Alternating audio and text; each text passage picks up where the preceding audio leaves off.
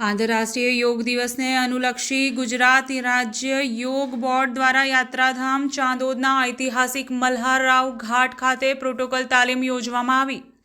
21 જૂન 2024ના રોજ વિશ્વભરમાં 10મા આંતરરાષ્ટ્રીય યોગ દિવસની ઉજવણી કરવામાં આવશે।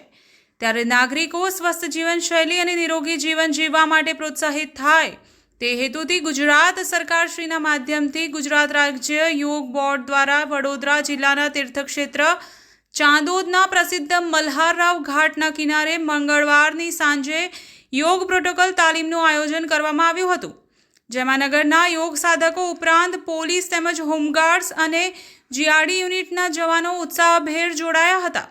નર્મદાજીના સાનિધ્યમાં ગુજરાત રાજ્ય યોગ બોર્ડના ગૌરીબેન ભટ્ટ અને સક્રિય ટ્રેનરો દ્વારા પ્રોટોકોલ તાલીમ આપવામાં આવી હતી, જેનો મોટી સંખ્યામાં લોકોએ ઉત્સાહભેર લાભ લીધો હતો। નવપ્રવાહ ગુજરાત ન્યૂઝ ડભોઈ। આજ રોજ ગુજરાત રાજ્ય યોગ બોર્ડ દ્વારા યોગાનું આયોજન કરવામાં મલ્હારરાવ ઘાટ ખાતે કરવામાં આવ્યું હતું, જ્યાં ચાણોદ પોલીસ સ્ટેશન જીઆરડી યુનિટના તમામ ભાઈઓ બહેનો હાજર રહી યોગને અનુલક્ષીને તાલીમ લીધી હતી।